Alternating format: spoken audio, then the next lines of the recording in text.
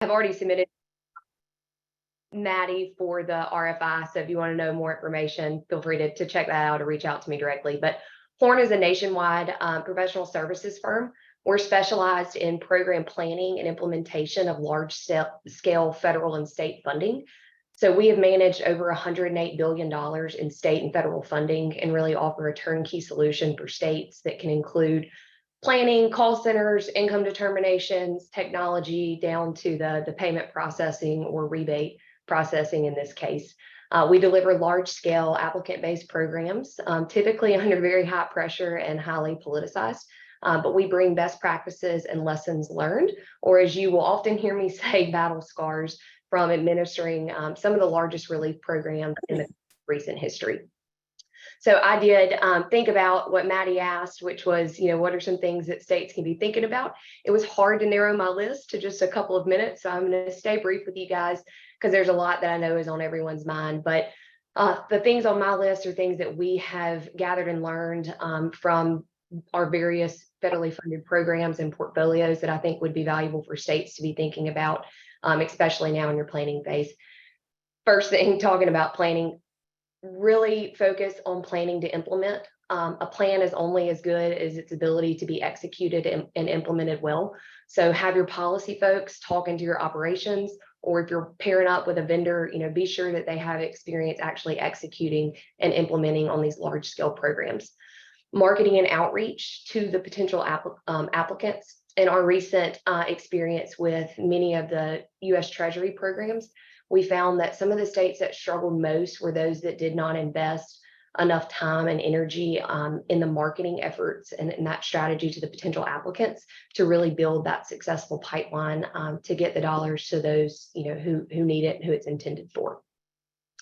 Another thing, high volume applicant-based programs, they lead to a lot of issues that some state energy offices may or may not have encountered and faced yet. Some of those being, media inquiries and attention, direct applicant calls, call center, production and pipeline management for very high volumes of applications. We also have some additional details, as I mentioned, in the RFI that we've sent to Maddie. So check those out for some more things that you can be thinking about on those high volume programs. I want to echo what I heard some of the suppliers say on that roundtable, the customer experience and those barriers to entry. Stay compliant, but keep your program design as streamlined as possible. Income determinations, I know that's hot and heavy on everybody's mind. Depending on the Department of Energy guidance, there will likely be options and flexibilities that states can take. At least that's what we've experienced in our programs with U.S. Treasury, HUD, FEMA, HHS. I would just, the piece that I've learned in all of these programs is stay open to using some of the flexibilities that Department of Energy may provide you guys in the income calculations. As the recovering CPA and the auditor in the room, I know that it can be hard to strike the right balance on how you verify income, but there is a way to include additional controls throughout your program to help mitigate against that fraud. And when paired with a vendor that's got that experience, they should be able to talk you through some of those strategies. And the last thing that I will round home with on things to be, some of the top things to be thinking about is the system and technology. And so as you're looking and evaluating different systems and technology, I like to tell states to keep a few things in mind. One, the compliance element of it. Two would be the customer experience, but also the experience of the staff that's going to be processing the applications. The flexibility to accommodate quick changes and guidance. I know that Department of Energy is working extremely hard to get you guys, all of us, the guidance. But if we learned from some of the U.S. Treasury programs, that may not be the first round of guidance. As these programs evolve and mature, there's going to be additional guidance. So a technology solution needs to be able to adapt to that. Real-time reporting and dashboards. And then the last thing would be production management. And I would encourage everybody, as you're looking at those systems and technology, really understand how the production is managed in that, as it's going to be critical in these very high volume programs. All right, Maddie, I hope that I kept it in enough time, and I'm going to kick back to you. All right, thank you. We've got one other speaker lined up for this afternoon. Daniel, I'll turn it over to you to introduce yourself and where you work. Great. Thanks, Maddie. Can everybody hear me? Yep. Great. So yeah, my name is Daniel Mintz. I run data and operations at Promise. We're a software company that's really focused specifically on helping smooth the operations where money either needs to go from people to government or highly regulated utilities, or from the government out to people. And so what that looks like is everything from running payment plans for public and private utilities where people have fallen behind on their bills and they need a flexible option for getting back up to speed, to running relief programs like ARP, like CARES, like LIWAP, the Low-Income Household Water Assistance Program, to help get that money out to the people who need it in a really efficient way. And so we have come in to situations over and over where there was money available, there were people who we knew needed it, but those two things couldn't get connected. And we've been able to design and deploy programs that effectively got that money out, specifically by bringing our expertise on working with these populations, on figuring out the right ways to talk about the program. Sometimes saying aid or relief really doesn't work, but a credit does, right? So figuring out the right ways to talk to folks about it, in sort of culturally competent, multi-channel approaches, but not just making sure that there's awareness, also making sure that the actual flow for the end user is really, really simple. Working really hard with the grantee, with the government agency who's taking the federal program and administering it on the state level, to design a program that makes things as easy as possible, and really using data to inform those decisions and to improve the program iteratively. So a great example of that is our experience in Virginia, where we're the administrator for the Low-Income Household Water Assistance Program. For folks who aren't familiar, it's basically LIHEEP, but for water. It came out of pandemic era funding and hopefully will continue, but we'll see. Virginia came to us in September of last year. They were one of 5 states who was on HHS's watch list because they had not launched their program yet, even though other states had launched it at the end of 2021. They had gotten $0 out the door. They engaged us in September. We started accepting applications in October. We started distributing money to the water providers across the state in November. And now we've distributed 95% of their allocation. Virginia ended up being one of only 6 states that was eligible for a reallocation in this month because they had gotten more than 75% of their money out. And the things that we kept front and center as we were sort of designing that were really keeping user friendliness front and center, a mobile first experience, because mobile is the thing that everybody has and the way that people interact with the world these days. Thinking about timeliness, that streamlined approach that Ali mentioned, so that applications can move very quickly. We usually go from an application to money actually hitting the water provider's account in less than 7 days. Really thinking about the efficiency and the flow of funds, and then of course security, oversight, compliance. And so thinking about this, the opportunity with HEEHR and homes, we see this as potentially a transformative program. I would say that we are really focused specifically on HEEHR because that low and moderate income population is the population that we're really focused on. And so thinking about how do you do income verification, rebates applied at point of sale for high value items, that is just a thing that nobody's ever done before, but it is a thing that has the opportunity to allow households that otherwise couldn't do this kind of work to really make their homes cleaner, more climate friendly, to get this incredible benefit, and to do it in many cases with no money out of pocket. But for that to work, it really needs to be a smooth experience. If it's a thing that requires a 17-page application and you have to wait 4 weeks, I'm not going to wait 4 weeks while my hot water heater is broken. I'm just going to go to the Home Depot and buy the cheap gas replacement. But if I can get that rebate, very quickly, find a contractor who's already registered to get them to do that install, I'm going to buy the heat pump hot water heater. I'm going to save money on my electric bills, and I'm going to have a cleaner house. And I'm going to do it for probably less than the cost of the gas water heater. So just tremendously excited about this opportunity, fully aware of all of the challenges that it will present, and have been talking to state energy offices across the country, and have sensed that mixture of excitement and trepidation as folks are calling them up and saying, when can I get my rebates? I read about my rebates, and knowing that we're waiting on that DOE guidance and can't wait to get started. So really excited to talk to everybody today, and I'll hand it back to Maddie. All right, thank you guys. We're gonna open it up to questions discussion now. So for folks that have questions, feel free to add them to the chat or to raise your hand or turn on your video, and I'll take that as an indication that you wanna add something. Dave, I see you're off mute. You wanna jump in? Hey, good afternoon, everybody. Here comes some of that trepidation. So, of course, we want all of the things that DOE is going to put in the guidance that says that we have to have, and we want all the things that Allie just listed out. Daniel, you're certainly, in a lot of cases, we're going to look to a vendor really to help us out. So what is a reasonable time frame to stand up these programs from the standpoint of, okay, this is all the things that we want. So obviously what we're going to put into an RFP or some type of other requests.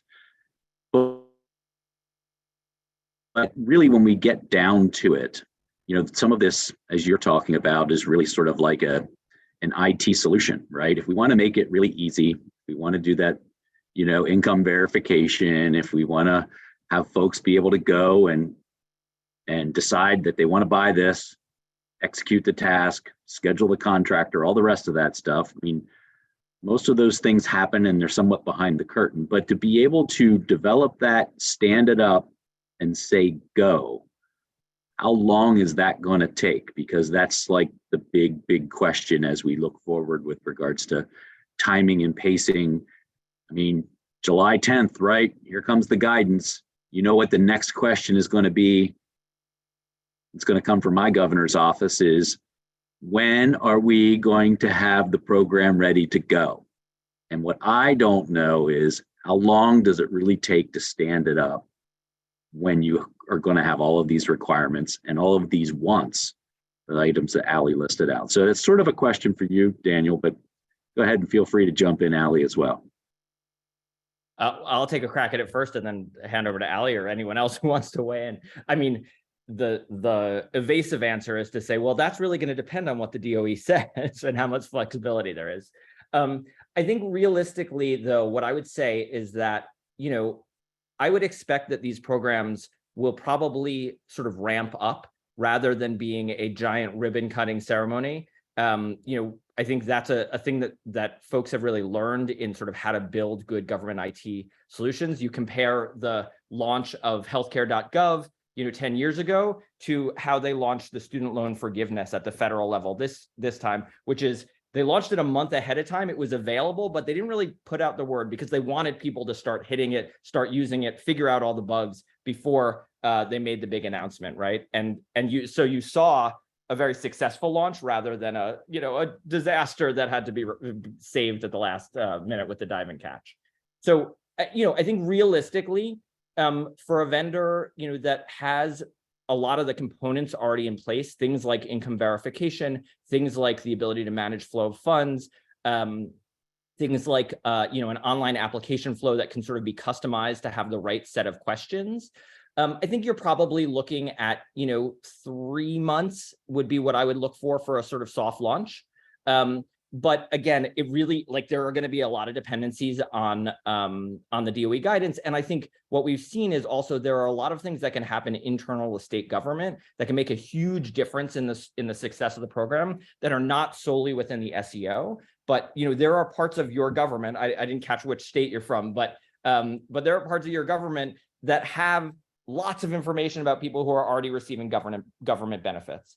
And in almost every place, if you crosswalk those to area median income, those folks are going to be low income by definition, right? If you're on SNAP, if you're on TANF for sure, if you're getting LIHEAP, if you're getting LIWOP, you are already certified by the state as having an income that qualifies you as low income. So what we've seen is if you can go have those negotiations with the internal stakeholders and have a partner who knows how to do that, who can go to the Attorney General and say, here's the data privacy concerns, here's how to do this in a secure way where the end user, the consumer, is coming and saying, I am already on Snap. I would prefer not to have to go find my pay stubs and take pictures of them. You already know how much I make. Can you just confirm that with, your state health and human services agency? That can be a tremendous help.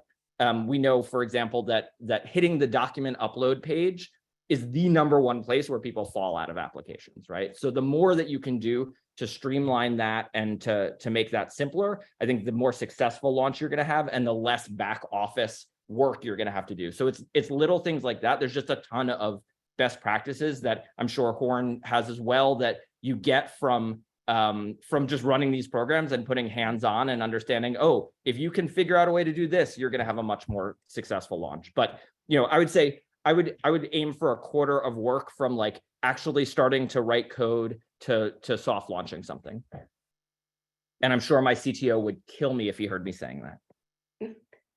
I can jump in too from Horn's perspective. And Dave, I'll tell you that you'll probably hear a different answer from every vendor, and it probably depends on where they are in their own life cycle. I'm going to give you my thoughts as well as experience that Horn has had on similar programs of size and scale. I think there are two answers to your question. One is the planning phase first, because that's you have to submit a plan. So responsibly on the plan submission phase, a responsible timeline is about 45 to 60 days in what we've experienced in our other programs. We have done it faster. For example, the Arkansas Homeowners Assistance Fund had to submit a plan. We got under contract with them in the middle to end of May, and then by the middle of June, we had their plan finalized and ready to submit to Treasury. So can move faster, but if you're talking really responsibly, then probably looking more at that 45 to 60 day timeframe. Then separate component would be the actual launch of the program. So aside from the planning phase, for us on programs of this size and scale, we're typically able to launch 30 to 45 days is our average. We have done that faster as well. For example, the California Emergency Rental Assistance Program, they wrote into their legislature that they had to launch that by a certain day in March of 2021. From the time that we signed the contract to the time that we launched that $1 billion program, it took us 14 days. We hired, found, and deployed 1,000 employees in under 14 days. So it can be done quicker. The battle scars that I talked about, I cover up with my coats from that project. But typically on average, and again, to Daniel's point, it's going to vastly depend on the vendor and what their experience is. If they're coming to the table where they already deal in the LMI, the income determinations, they have production management and things of that sort, they're likely going to be able to move a little faster than some that may be new to that space. Thank you very much. And the Keystone State, Pennsylvania, doesn't say it beside my name, but Pennsylvania. Thank you. I will not monopolize everybody's time, but I may have more.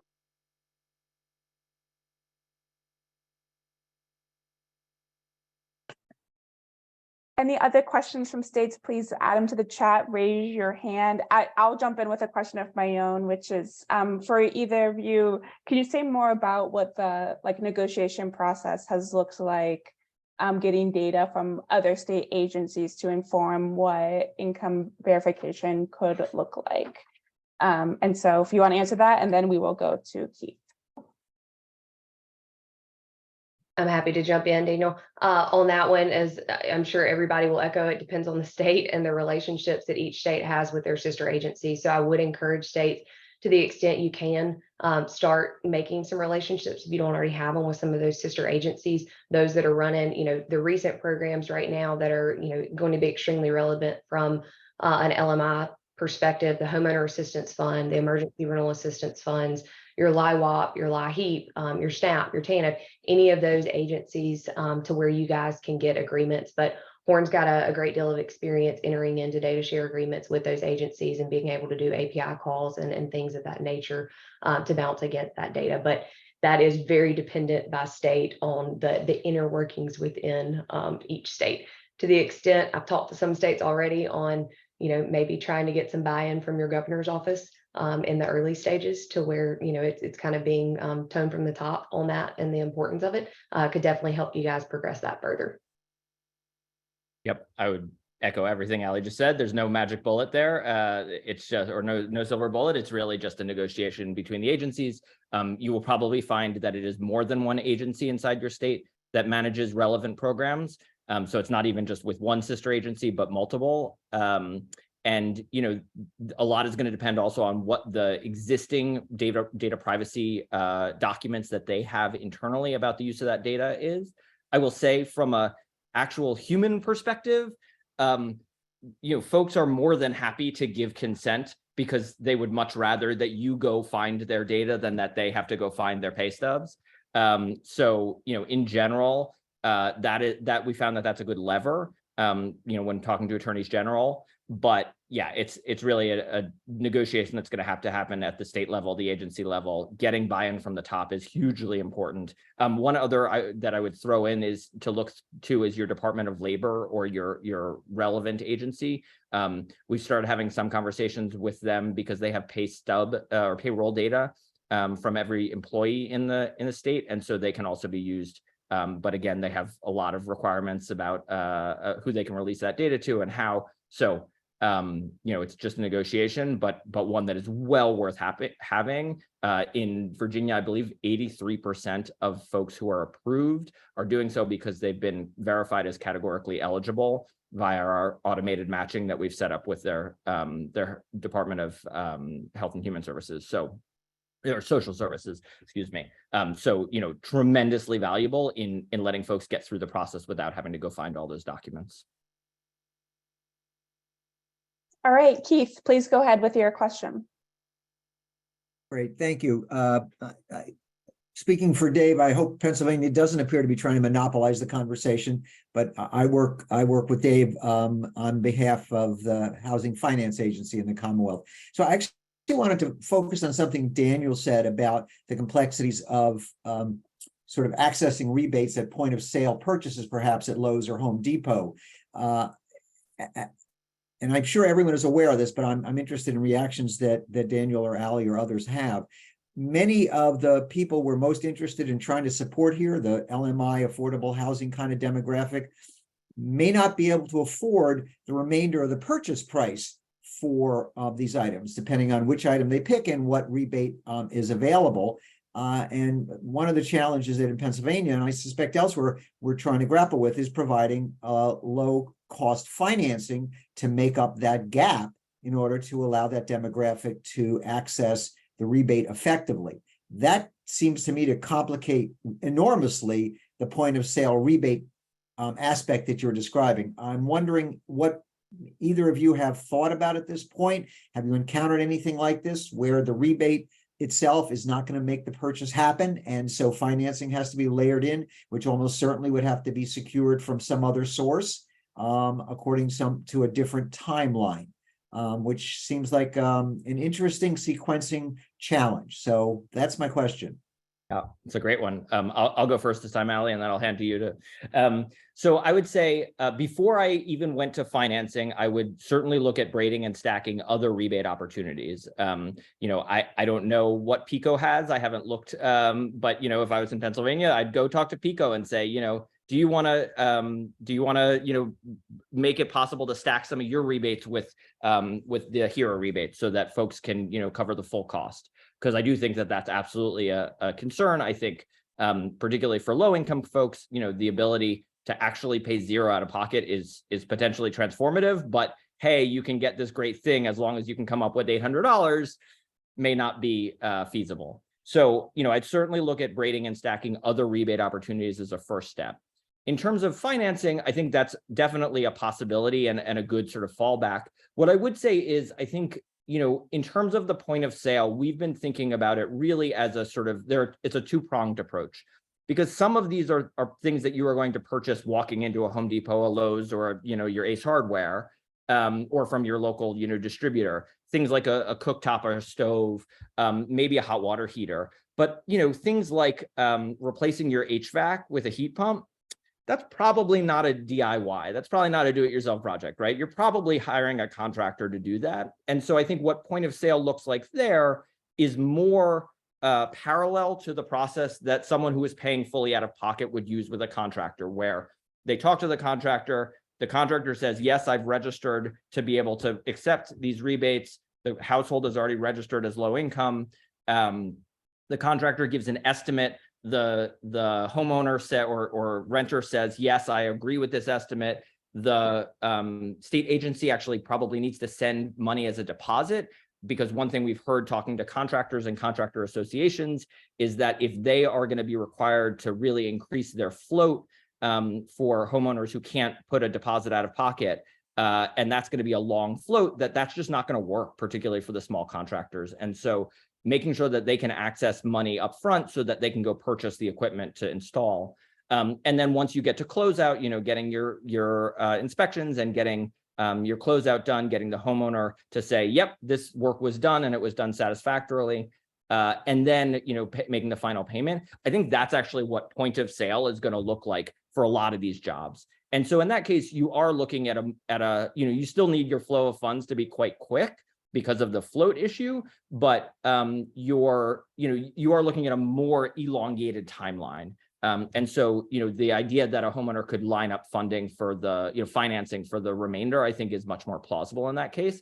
I don't think, we should rule it out for the case of the walk into Home Depot and walk out with a stove.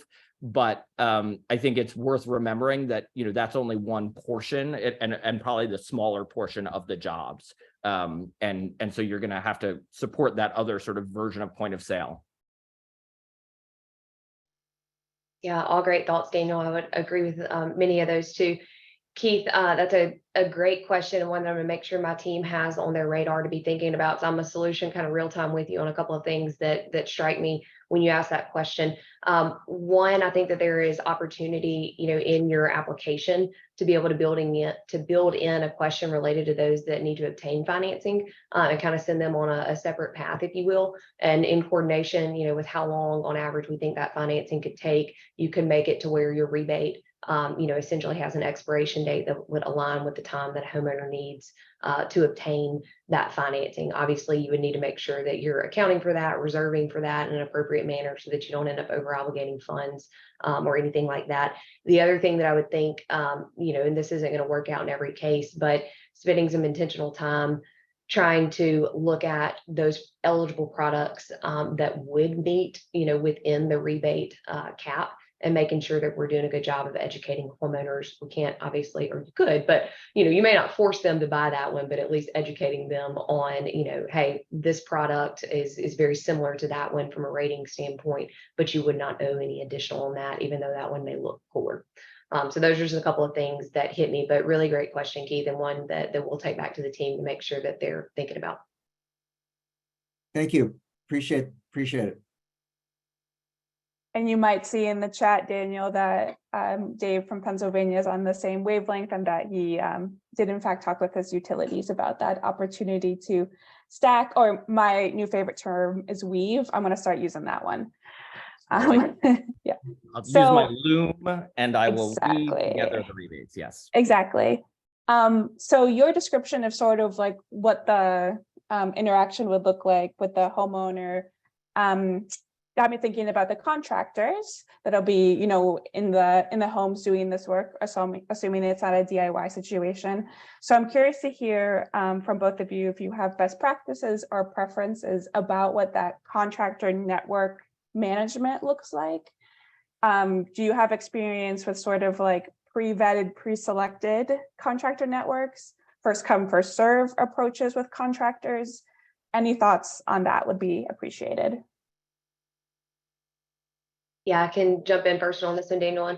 Horn does have experience with contractor management. This is more in our traditional disaster recovery line of work that we do. We've been helping states recover from hurricanes, wildfires, flooding for over 17 years. And so obviously with those in the rebuilding of homes, we usually are managing contractors, engineers, architects, all of those. So that is its own beast, and comes with its own challenges and perspectives. I do think that, it's valuable for states, especially in the pre-launch phase, to come up with their list of pre-approved vendor. One of the ways that we have done it we have a Puerto Rico project where we're installing solar panels for the low to moderate income as they're working to rebuild from some of their disasters. And prior to launch, they had where vendors could come in and basically apply to be eligible for that. Had all of the, Maddie, to your point, making sure that they have the right certifications or the different things that are relevant for each state, and that the state ultimately feels comfortable with them and the work that they're going to be able to do for the homeowners. And then you can, post that on the website for homeowners to basically select. There may be someone that they see driving down the road every day that does work and they want to use that company, or they may just want one that's closest to them. Or maybe you could even list it out by the different ratings that they have, customer ratings, sometimes kind of like you see on Amazon. So having that built in prior to your program for the homeowners to be able to come in and really look at that. I do think that when we think about the low to moderate income community, especially someone coming into their home, they may feel comfortable with someone more of a local presence. So really engaging some of the stakeholders within the community to help get that word out on who they are. Yeah, echo all of that. I would also say, back to the topic of making relationships with your sister agencies within the state government. If you are not the agency that administers LIHEAP in your state, I certainly would reach out to the folks who administer LIHEAP, because in a lot of cases, they already have a list of vendors who work on home heating and cooling. So that might be a good place to start. They may have an existing vetting process for getting those vendors registered. To Allie's point, I think the broader that we can make access on the contractor side, the better. It will mean that folks, that consumers have more choice in which vendor they use, which contractor they use. But I think, balanced against that, I think when I think about sort of vectors for fraud here, the ones I worry about are the ones through the contractors more than the individual homeowners. The ability of a homeowner to defraud this program is, tiny compared to a contractor. And so, I think there need to be good vetting procedures in place. You need to make sure that folks are insured, that they have all the relevant certifications. It's not, Joe from down the street who does electric work in his spare time, but actually a registered electrician. I would say, I think it's appropriate and will make a lot of sense in the program design to apply different levels of scrutiny to the HVAC contractor that's been in the community for 20 years and is well known. They should fly right through. It should be very easy for them to register. For the LLC that registered yesterday, I think you'd apply a bit more scrutiny. So you want that sort of openness. You want to make it relatively easy for contractors to get registered, because that benefits both the contractors and the homeowners, the rebate users. But at the same time, you need to be careful and think about compliance and security and fraud and abuse there. So lots to consider, but yeah. Yeah, one other thing, Maddie, to think about, and then not only our disaster recovery, but in some of our other programs like our LIWAP, the Low Income Water Assistance Program, where we're managing large scale vendors, our HEEHR program we're doing as well. We enter into agreements with them. We usually do that on behalf of the state. The state's, worked into that, but making sure that states are really holding those vendors accountable to whatever metrics are set for the program. And in some of our other programs, the vendor needs to do X, Y, and Z so that the state can be compliant, let's say, with their reporting. Well, if the vendor's not doing X, Y, and Z, then there are repercussions to that. We're going to have to stop funding you for this program if you can't comply, with the ultimate needs of the program. And I just throw in, sparked by Brian's comment in the chat. Yes, we've had a number of conversations with Home Depot and Lowe's, talked to them a lot about their existing contractor networks, and they are quite eager to utilize those. I think for a lot of folks who they will walk into Home Depot, they will pick out the hot water heater in Home Depot, but then they'll go, oh geez, I got to get somebody to wire a 220 line to power this thing. I don't have that. I have a gas line. Who can I have do that? And so, Home Depot and Lowe's already have those built-in contractor networks, and they've expressed a lot of interest in getting them plugged in. So that's another place where you can find sort of pre-vetted contractors and utilize the screening the big retailers already have in place. And to your point about maybe the LIHEAP offices having some kind of review process for the contractors that they work with, I would also offer that probably your local HVAC network or your local home performance network probably has opinions on preferences on what credentials reflect good quality work in your area. So that could be another option as well to get a contractor perspective on what it would take for what they think it takes to demonstrate that they are of quality in this field. So let me pause again to see if there's any other questions. And I do think it's sort of like an interesting complication that Brian included in the chat, that even low and moderate income folks might start a job at a place like Home Depot, because that's just where you would naturally might go.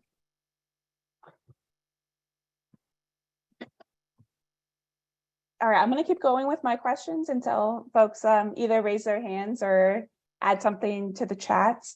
So July 10th is the day where we are all expecting the guidance to come out from DOE. And I'm wondering for the states on the line that might not have as much experience running like large scale programs like this, do you have recommendations for where to start, what to look for when you've got that guidance in your hand and you're grappling with, how do I do this for maybe the first time, second time? I think it's my turn to go first. I don't know. I lost track. I would say in our conversations with SEOs, we have found, in addition to the excitement and trepidation, we have found hugely varying levels of self-determined readiness. This is not our judgment, but the SEOs themselves saying, oh, we are not staffed for this, or, oh yeah, we have a team of 6 that we just hired with the early, funds so that we can. So, I think most folks probably know where on that spectrum they fall.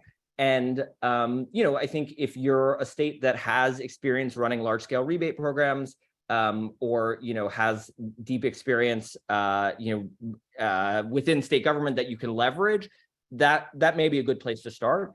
If this is all brand new to you and not the kind of stuff that you normally do, I think a vendor is going to be the right way to go. It may be the right way to go regardless, I say as a vendor, but I think that, figuring out hopefully the DOE guidance and the great work that NASEO is doing, collecting responses from folks, and, all of the other sort of resources that are out there will help folks get from guidance to RFP or RFI, right? And hopefully some of the early movers will be a good example. And so the states that do have very large SEOs and are staffing up and ready to go on this, look at what they're putting out. But I think that'll be really useful. But I think it's going to be, we're all going to be sort of flying by the seat of our pants. There's no way around that. And as I said, I think in my first answer, you should treat this as an iterative process. This is theoretically a 10-year program. We hope that the money is gone and way faster than that, but it is a long program. And we fully expect that no one will get it exactly right out of the gates. So be open to iterating. We're all going to be learning as we go. But if you can leverage, the experience of somebody who says, oh, no, if you do income verification that way, you're going to find X, Y, and Z, and it's going to be terrible, you're going to be real happy avoiding those landmines. Which section of the guidance are you going to look at first, Daniel? Oh, I don't know. I'm the income verification piece is very interesting to me. I have a very specific question that matters an inordinate amount to me about how a household is defined. I really, really, really hope that it is the property, not the property or unit, not the people, because people move around a lot and households shift composition a lot. Properties tend to stay put more often, but we'll deal with it however it comes down. Yeah. Okay. Allie? Yeah, so echo a lot of what Daniel said. I do think it depends on, what boat the state is in, whether they're trying to do it themselves or whether they're trying to go with a vendor. For someone who is maybe trying to do it themselves, even if you don't want to go with a vendor, I would encourage states, if I got the guidance, digesting it and then making a phone call to whichever agencies in the state have been running the Homeowner Assistance Fund and Emergency Rental Assistance Fund. Those two programs are eerily similar to what we're dealing with here, where guidance is coming quick, it's coming fast, it's coming in a hurry, and we're going to have to go quick. So they have lessons learned and those battle scars that I'm sure they would share with you. So definitely doing that. For those that may be looking to hire a vendor, I think reading through that guidance and really understanding what are your main goals as a state, so that can help shape your RFP. In the RFI response that we've submitted to Maddie, we actually have a link out to scoping language that could be considered for contracts. So, please feel free to take a look at that. But that would be probably, if I was a state that was getting ready to hire a vendor, my second step after reading the guidance would be using the guidance to create my RFP if you haven't already, to get that going. But, like I said, when I kicked off at the beginning, the main thing that I would be thinking about as that guidance is in my hand is the customer experience, and every decision I'm making, how do I implement it? Don't make decisions without thinking about practically how are we going to do that. That's what I see trip people up the most. And which part of the guidance are you looking forward to the most? Allie? Income and point of sale. Yes. And then there's also a comment in the chat from Andrew. Did you want to add anything, Andrew? Yes, hi, thank you for the opportunity. I was just gonna say that it's so awesome, all the progress, and waiting for the DOE guidance. I feel bad sometimes for the SEOs in the sense that I think a lot of people in our world in the industry are so fixated on obviously the existing homes that they forget how many other responsibilities and how much other funding that the SEOs have to expend and implement in their states. And the other simple point I was going to make is I've really been following the IRA and other sorts of funding announcements that have come out recently from USDA and HUD. And HUD's focus is really on multifamily housing, but there's a lot of real synergies here with the work that DOE has for energy efficiency and decarbonization. So there really could be some great partnerships that's put in place. And I know that does involve multiple state, offices, as one of the previous speakers pointed out. So anyways, just observations, just wanted to share. Thank you, Maddie. Thanks, Andrew. And maybe along those lines for Allie and Daniel, as states, as I'm sure you've gathered, states will have to make choices about, which streams of funding make the most sense for braiding or for weaving, which other agencies make the most sense for partnership. So in that sort of like planning and prioritization phase, do you have any guidance suggestions for states about how to parse the best use of their money here? Yeah, I think that's a great question, and something that's probably on the top of all of our minds. We ran into a lot of that as well with, ERAP and homeowners assistance, as some of them were able to cover utilities and mortgages and rent and a lot of different things, where there were competing programs. For instance, homeowners assistance fund was paying for water bills, but so was LIWAP. So we know that that's really been the nature of the beast for the last 3 years. I think that, we really need to have a better understanding from Department of Energy on how they plan to do that. But I would say in your state specifically to really be looking, again, like I said, to those agencies that are running programs similar. I know some of the state energy offices don't do the weatherization programs, but I think that's another really valuable one to connect with whoever your sister agency is that's running those, to see, again, depending Department of Energy guidance, how those are going to be able to be combined. But also thinking about, in the event that they are able to be combined, how are we going to handle and mitigate against duplication of benefits? Yeah, much the same. I think certainly reaching out, as I said earlier, to the utilities in your state, the big utilities, and understanding what exists already there and whether they're willing to spin up new programs, specifically that would fit in and fill some of the gaps that we expect will come with homes in HEEHR. I think part of what makes these programs complicated is how many stakeholders there are, and figuring out how to meet as many of their different needs and interests as possible. So, establishing as many of those relationships, getting on good terms, knowing who to talk to at the right agency or company or association. Now that's a great use of your time for the summer. You segued so nicely into what can be my wrap-up question if we don't have any others from the audience, which is, what is on your guys' to-do list between now and when the guidance comes out from DOE? your priorities, what you're trying to suss out, if anything, before those requirements are published. Yeah, I mean, one of the things that we're doing a lot of sort of prototyping of building software, not locking ourselves into anything because there's so much we don't know, but really, thinking through the exact flows and having to, design software is just an incredibly useful exercise in uncovering things that you hadn't really thought about. So I'd say that, and then just talking to as many of the stakeholders as possible. Getting on the phone with the national director of rebates for Home Depot. He was the first one who was like, well, and what about sales tax? And I was like, what do you mean, what about sales tax? He was like, well, in 46 of 50 states, sales tax has to be assessed before the rebate is applied.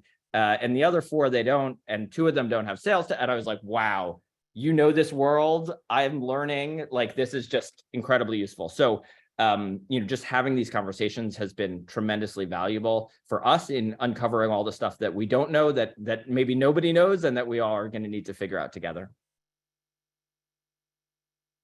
Yeah, very similar priorities to Daniel. We are right now, I have been locked in rooms on weeks at a time, nailing down our system solution based on the guidance that is known. So we'll have some demos ready if any states are interested to see in the next few weeks. But that is our main focus. Like I talked about in the early stages, building a system that's very flexible. So on the D-Day, July 10th, we're able to modify and quickly adapt as we need to. Conversations like this are invaluable conversations. Daniel, I echo you with the Home Depots, all of the various stakeholders. These programs are only going to be as good as everyone coming together and making sure that we are all thinking about the challenges. The one thing that I'll say, the time that we are afforded on this one, a little bit of a runway, is different than some of the other relief programs that have come out in the last 3 years. And so really trying to capitalize on that time to make sure that we're thinking about all of the potential challenges and things that we need to be solutioning. And then the other main priority of HORN is making sure that, we all talk about workforce when we talk about the contractors and supply chain and that thing, but HORN is really heavily focused on making sure that our workforce will be able to keep up with the demand of the states and serve everyone who needs it. All right, this is a final call for questions before I start wrapping things up. First, thank you so much, especially thank you for willing to be here on the day that the RFI responses are due. I really appreciate that. Next week, we will have additional vendors, and the content will pivot slightly. Those folks will cover more about the design options that they're laying out in their RFI response to NASEO. So look forward to seeing you on that and future roundtables as well. And then I'm not seeing any other new questions thread in, but my offer stands for all the states. If you are interested in follow-up additional meetings with any of the folks that are presenting on these calls, I'm happy to organize them. Just let me know. And then, stay tuned. Just as soon as I can read them, I'll get those RFI responses up online for people to peruse them. Dave, would you like the final word? No, I'd like to ask you a final question, Maddie. Sure. You mentioned that the RFI responses to NASEO. Could you talk about that a little bit from the standpoint of receipt of those, and then when information will come back out relative to what's in that, and what format will that take, and will that inform any further meetings or arrangements with vendors to maybe further detail what their response was? Yes, so the RFI responses are all due to me 11:59 p.m. Eastern time today. I will be posting them online, and I will have them organized in such a way that you can choose by either building type or income level that the folks are trying to reach. So I'm envisioning a bit of a matrix on the NASEO website, but TBD, I have no idea how many to expect, and we've got several hours to go. And so, yes, we've got the next roundtable next Friday set aside to cover some of those responses. But obviously we cannot get through all of them in an hour. But for all of the RFI responses, you will see who submitted them, contact information if you want to follow up with them directly, or if one seems particular that you want me to organize a call around, I'm happy to do that too. Does that answer your question? Yeah, no, that's super awesome. Thank you for doing that. I wish it was my idea, but it wasn't. But whoever's idea it was awesome. We can all share credit. I have no idea where it came from. Just do what needs to be done. And we will do, as many iterations as is helpful to states to have responses to something documented in one place. And for states that are who are on the call and might not have seen it yet, we will have complete program design options captured in the RFI, but we are also have an opportunity for folks just to list themselves as a potential vendor. So they're basically just submitting name of organization and a very brief description of what they're doing. So you can use it to promote your future RFPs if you'd like. So that will be available online as well. Bettina, yes. Hey, thank you so much. Sorry, I've been driving and I wanted to get into a safe spot before asking my question. Thank you so much, Ali and David, for being here. My question is about flow of funding. I'm new to this, so maybe everybody else kind of knows how this is going to work in their states. But in terms of the actual rebate funding, how, assuming that there is a third party implementer, what is your experience and preference around kind of the state or whoever, the sponsor is providing the funds up front to then be deployed, or providing it as a reimbursement that, or directly providing rebates to consumers? I mean, I guess I'm thinking especially about not in a point of sale situation, that have been approved. Like, how does that flow of funds work? I can jump in and speak to our perspective. So we've made over $15 billion in payments across the country in the last 3 years, specifically to the COVID funding. We approach everything as no state is created equal. So each of you probably are going to have your own, way about having to go about things with your state finance office. And so we can approach it several different ways. For example, in our Arkansas low-income water assistance program, that is more on a reimbursement basis, but we have a cap. Horn basically fronts it and then is reimbursed every, if it's 3 weeks, every 4 weeks, to where we do not exceed, a threshold. Then we have other programs where we do it where the state, we submit basically a pay file to them at the end of the week to say, these are the ones that were approved eligible. And so then they pay us the money and we ultimately pay it out. When we think about this one, though, being a true point of sale model, at least for HEEHR, homes may be a little bit different. We'll have to get really, tight on that flow of funding, because we don't want for any reason for the rebate not to end up point of sale because of a stall in funding. So it could be, especially as the program evolves, you're probably going to have forecasting and modeling that we'll be able to do to say, on average, we're processing $5 million in rebates per week. And so the state's kind of funding that in a holding account, and it's going out in real time. So I don't have a black and white answer for that, because we approach it a little different with every state, depending on what their needs are. Yep, same. Could be an escrow account, could be fronted, could be, running through stuff. Yeah, it's going to depend on your state. That's awesome. Thank you so much.